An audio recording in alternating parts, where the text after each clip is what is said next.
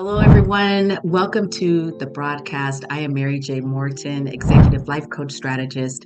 I help push humanity forward by empowering individuals and corporations to succeed and prosper. And I'm so glad to be with you today. For those of you who are joining us, click, share, and provide some comments in the chat. We'd love to hear from you. And I just want to say, Happy Women's National History Day. This is really a time set aside for us to honor the extraordinary accomplishments of women. And I have one who is with us today, who I'm going to introduce, Dr. Cindy Trimm. And before I just ask her to share some words, I want to just share a little bit about her background. Dr. Trimm has dedicated her life to making this world a better place. And I am a witness of that. And just taking Mark chapter 16, verse 15 as her mandate, go ye into all the world and preach the gospel to every creature. She consistently reaches out to humanity with her goal being to positively impact and transform the course of the global destiny of nations and to leave a legacy of hope, morality, and ethics for the next generation. Dr. Trimm is indeed a servant after God's own heart.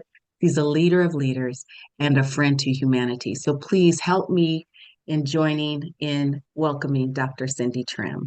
Thank you so much for having me. I mean, it's a privilege not just to do life with you, but to do life on purpose with you. And I think this is a purposeful conversation, especially during this month where we're celebrating the achievements of women. So I'm happy to be here. Thank you once again for having me. Thank you. You know, I said that she's done all of these amazing things, but I'm glad that you mentioned that because Dr. Trim has been mentoring me for a year now, a little over a year, and it has been an extraordinary journey. She really does do life with you in real time. But quite honestly, Dr. Trim, you've been mentoring me for over 20 years through your books, through your master classes, through your summits and your conferences. Really, my life has um, dramatically changed in a good way because of you sharing your brilliance, and your brilliance has helped to unlock my brilliance. So thank you. And you know, as I think about where we are today, you have an amazing book that I read a couple of years ago, Unstoppable. Compete with your best self and win. You know, I think in life we're so busy competing with one another that we miss the true essence and opportunity of competing against our best self and winning.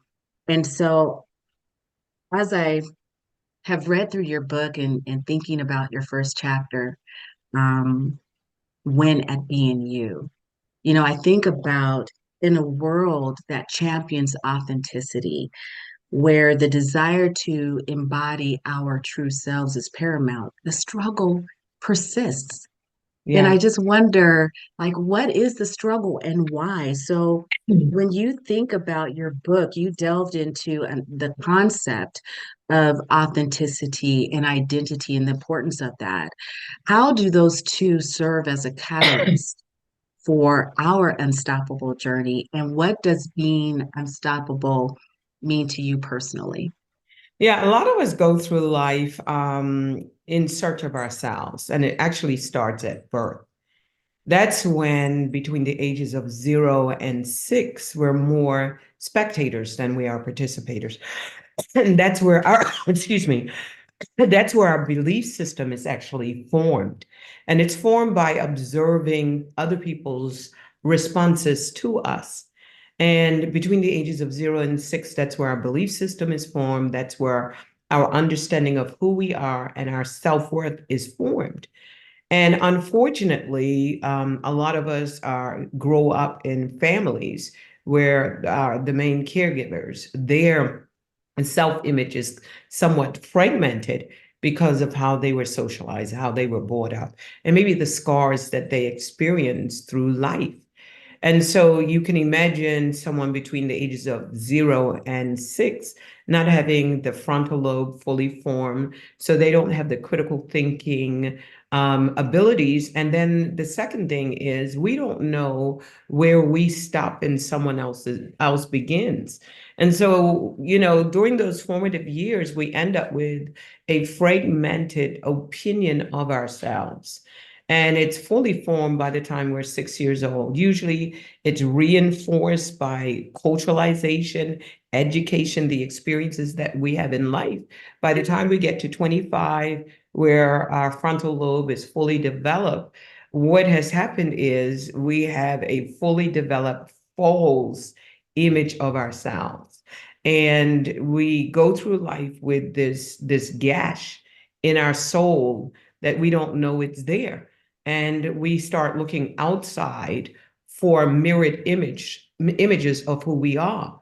And most of the world has a fragmented image of their selves, so they're not able to reflect your greatness and your beauty. And one of the things I learned over just through life is that we are all created in the image and after the likeness of God. And I asked the question, well, what's wrong with God?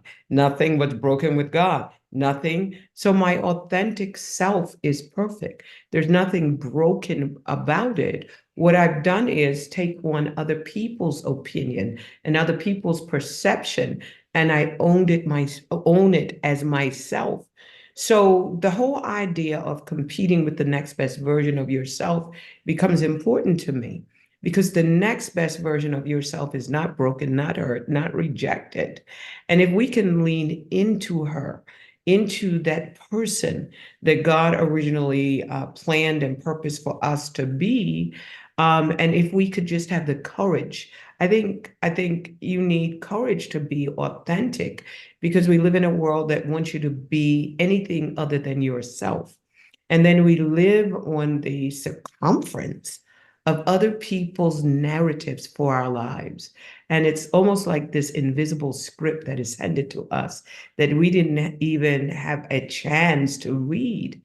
And we live on the circumference of other people's narratives of ourselves rather than at the center. So we end up playing these supporting actress roles in everyone else's life, other people's expectations, what they want from us, what they need from us, who they expect us to be, that we have forgotten what it means to live as ourselves. And the reason why I say forgotten is because the day that you and I were born, all of us were born, we knew how to get what we wanted out of life.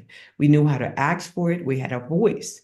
And if you can imagine a little baby screaming and saying, whoever is assigned to bring that stuff that's going to stop the pain in my belly, whoever you are out there, you better come now, or nobody in this house is going to sleep. Right. So the biggest question is, when did we lose our voice? When did we lose connectivity with that individual?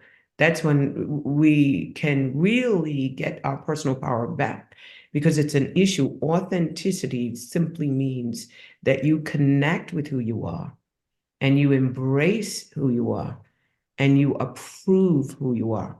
So it starts with self-awareness. Self-awareness is, where do I end and you begin? That's Mm, self-awareness. And then self-knowledge.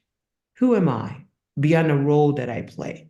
I'm more than just being a mother or wife or a business owner, but who am I? And that means that you have to have deal with self-discipline. And that's getting alone with yourself and disciplining your mind to stop thinking other people's thoughts and start thinking your own. And I explain self because if you have self awareness and self knowledge and even self care, which is big, how can you care for a self that you don't know? When, mm, when you deal with that, I'm forced to define what self is. And to me, self is the sanctuary of God. That's where you're going to have the God whispers. And that's where you're going to have God winks, where, these situations and circumstances happen that creates opportunity for you to discover who you are. Unfortunately, sometimes it happens in rejection or mhm. problems or a issue that seems to be unsolvable. or crises, that's when you usually collide with self, because that's when you see who you really are, the resilient human being, the brilliant human being, and all of us.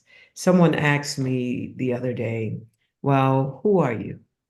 And I said to them, I'm God's highest expression of divine genius and intelligence given as a Yes. gift to humanity for such a time as this. And all they said was mic drop. But we all are. And imagine if we can embrace that. Imagine if we could show up every day and own the spaces that we're in. Imagine if we are not waiting for people to open doors. We become carpenters and we build doors and open it for others. And that's what Yes. I feel that I am. So I know I went all around Africa to get to New York from New Jersey in answering the question, but self is the sanctuary of God.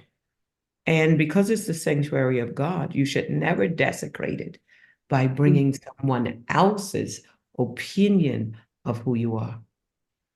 And you should just listen to what God says. And then, it takes courage to believe it, to behave it, and to become it. Those are the three things that you need. You I know, love that. God Say it is not, again. God doesn't play with your mind. He gives you Right. these desires. Why am I doing what I'm doing? I'm doing it because of the God whispers. I can't always say why I'm doing it. Why did I write this book? I've written 70 other books, so it's not like I need to write another book. But I believe I heard the God whispers and I took that serious.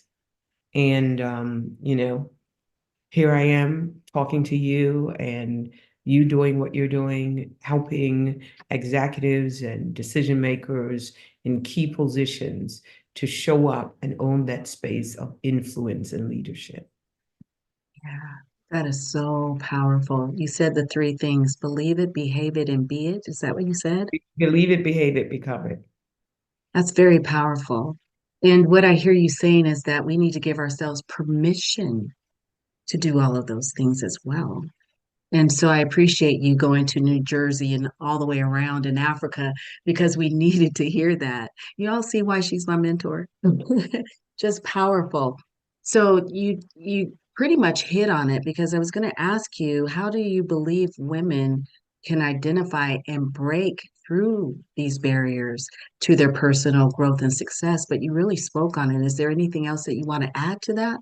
Yeah, yeah. And I added by just telling a story. The other day, a bird flew into my chimney. Obviously, it was building a nest on top of the chimney and it flew in. And it was fluttering its wings, just fluttering around the house, knowing that it was trapped in this house and it's not its natural habitat. And so finally, it flew into the window and it had determination, it had focus, it put effort into getting out. And it did this, it kept hitting its beak until it was bloody.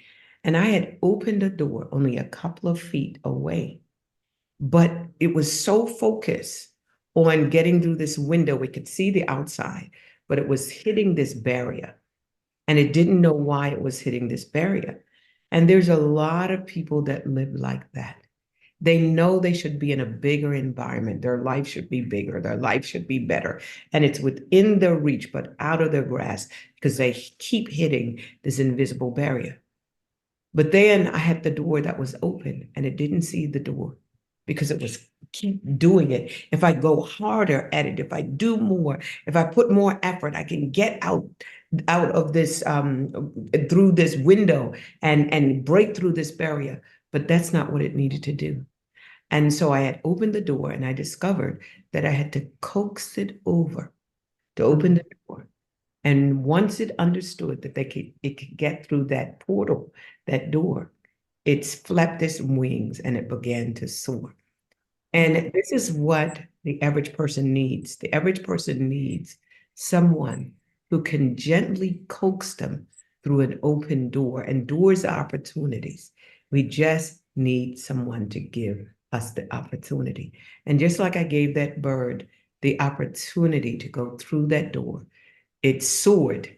That's what I feel that my calling is. And I think that what is missing in a lot of people's lives is a mentor Mhm. that opens doors for them and then coax them over to be able to say, you're putting in the effort, you're determined, you're focused, but what you need is someone to refocus you so that you can get through that open door and then you can soar. Wow. Wow, that is so good. And a Mm, lot of what you talked about earlier too is about self-mastery, which you and I went through. It was so helpful. Some of mhm. those key areas of self-discipline and self-care and how we think and how we see ourselves and what are we saying to ourselves. It's a very powerful journey to go on in helping us to break through these barriers so that we can have success and be able to prosper and live our lives to this full potential that is trapped on the inside of us. So, what a really powerful. I love you saying that because right now Mm. everybody's talking about microaggression. But the greatest microaggression that anyone can experience is to ignore their own greatness. When you ignore yourself, that's the greatest microaggression. When you don't pay attention to yourself, when you don't give the mind the education it needs, and your soul the celebration it needs, and your body the nourishment it needs, when you don't give your potential the focus it needs, that is the greatest form of microaggression. Wow. Most people wouldn't look at it that way. So, Mm-hmm. thank you for bringing that perspective. That's so powerful. Mm-hmm. You know, as I think about your book, Mm-hmm. Unstoppable, get a copy of it, please. Get a copy of this book. It will change your life. You talk about change your thinking, change Mm-hmm. your life. And to me, that was so powerful. Personally, I had that experience over 30 years ago, and you and I were briefly talking about it before we came on to all of you. But I was sharing how I had gotten married at a very young age, 20, tender age of 20. And after 10 years, that marriage dissolved. And here I am thrusted into this role of a single mother. I'm divorced. I'm extremely depressed. I feel defeated, deflated, and unloved. I felt all the things. I felt like I wasn't enough. And so extremely depressed. But after reading your book, I found words in here 33 years later that were really speaking to me back then. You helped give words to what I was experiencing. And one of the questions that you asked in your book, Dr. Trim, was, could things be the way they are because you are the way you are? And I Mm-hmm. did not see that question as an indictment, but I saw it as a question of empowerment.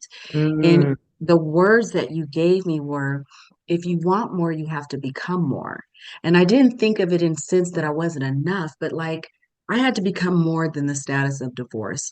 I had to become more than the single mother, you know, the Yes. broke down car that I was driving. I had to become Yes. more than my title at work.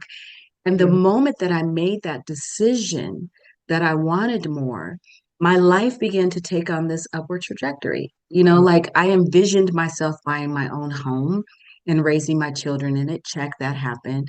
I envisioned having a better job with better opportunities, pay and benefits. Check, that happened. I had a vision of having a deeper and more meaningful relationship with Christ Jesus. Check, that happened. Mm-hmm. And so when you talk about change your thinking, change your life, and the importance of that, and the intention of positive thinking, can you share any personal experiences with these principles and how they've helped you overcome challenges? Yeah, one of the biggest experiences and life-changing experiences happened when I was 17. And I think Mm, I mentioned this in the book. I'm not too sure if I did mention it at thank you, 17. Denise. And my father, I wanted to go to university. My father said, okay, I only had seen him 3 times before this. So making that call, I made the call and he said, come to my job and I'll give you the money to go to university. Meet me at 3 o'clock. I went there at 2:45. And at 3 o'clock, someone came out and said, oh, I'm waiting for my father. He said, I'm going to go back and call him. 3:45, 4 o'clock, 4:45, 5 o'clock came. He didn't come. And the same gentleman came out and said, oh, I meant to tell you your father's not here. And so, you know how you had that punch in your belly, below your belly button. And I had that punch in the belly. and below the belt. And so I walked slowly to the bus stop. I had enough money to catch the bus there. At that time, I was still living in abject poverty, so I didn't have money to catch the bus back. To collect myself, I had the tears running down my eyes. To collect myself, I sat on the bench of the bus, and with tears streaming down my eyes, I looked up. And through blurred vision, I saw my father drive by in his car from his job. He had lied to me Wow. and abandoned me and rejected me. And I sat there, and that's when I had the eureka. I'm not looking for something outside of me. I'm looking for what's inside of me. We talk about making money, making a life, and creating wealth. And we have that power to do everything. And I learned if I reach outside of myself for what I had inside of myself, I become imprisoned by what I reach for. And I become liberated if I reach inside. And so that poor little girl that sat down, I left her at the bus stop. Mm. And the woman that stood up is the best-selling author, is the multimillionaire, is the Guinness Book of Records. It's the woman that went to Oxford and Harvard and got awards from the President of the United States, the Queen of England. And I say all of that with all humility. She was always there. And all I had to do is to be introduced to that next version of myself, the next best version of myself. And that collision happened in the midst of rejection and abandonment. Could things be the way they are because you are the way you are? And what one thing can you change that can change everything? You could change the way you think about yourself. I wasn't that poor girl. I wasn't a beggar. I wasn't someone that was waiting for Superman to happen. Because that day, I found out I was Wonder Woman. And Wonder Mm. Woman has never been Yes. rescued by Superman. And so Mm. I say that in tongue in cheek. I say that with all humility Mhm. because who I was looking for was not my father. Who I was looking for was not someone to give me a handout. I was looking for the next best version of myself. And it took a crisis for me to connect with myself. And that day, could things be the way they are? Because you are the way you are. What one thing can you change that can change everything? I changed the way I saw myself that day. And when I changed the way I saw myself, I changed myself in the process.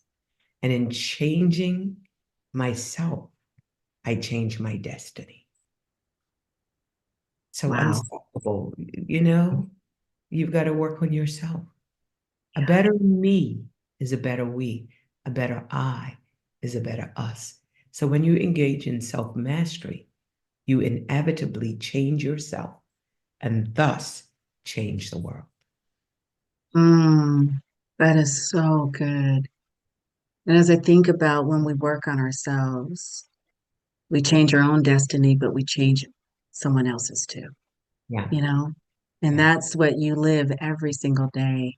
And Mhm. that's the opportunity that each of us get too when we embrace the brilliance, the greatness, stop looking from without, but look within. So, the question that I have is that you talk about embracing one's power, purpose, and potential. How do you think women can discover and embrace these aspects of themselves in their own lives? And I know you spoke to that. What would be your words of encouragement as we end our conversation today? We are powerful beyond belief. And I say this again, everything is tongue in cheek, but from this is something that I believe. So when God created the mailman, he created the mailman because he wanted to. But when he created the female man, he created the female man because he had to. And we all know that the second edition is always better than the Come first. on. We are not the problem. We were created to solve a problem that the mailman could not solve himself. He had everything. He had gold, he had silver, he had animals, he had fruits and vegetables, and he had this lavish environment, but still he had a problem. And God created us as problem solvers. There's a book that says we own half the sky, but I believe that we shine like the sun and moon, that we are not to compete with the mailman. We're here to complete the mailman. Just like the sun and moon can shine in its own orbits and provide light in its own right. But when the two of them come together, you've got day and night, seasons, winter, spring, summer, fall. You got years, you got cycles when they come together. So we are here to occupy half the sky. Mm, that is so good. Dr. Trimm, thank you so much for your time and your expertise, and again, releasing your brilliance so that ours can be released as well. I want to thank each of you who are viewing today and those of you who are watching by replay. Please share, like, and comment. And listen, you want to get this book, Unstoppable, Compete with Your Best Self and Win, by our very own Dr. Cindy Trimm. Thank you again. And stay connected with us through YouTube when we have information that will be provided to you here. Also, I want to just introduce my book, Now New Opportunities Waiting. Would love for you to get a copy of that. You know, we have the same currency in its time. Each year we're given 365 days, which means that we have 365 unique opportunities to seize. So this is your opportunity to delve into what I believe in becoming unstoppable. So get both of the books and get one for a friend. So I want to thank each of you again for being here. Tune in for next time. And I just want to remind you, you were born to soar. So until next time, be well.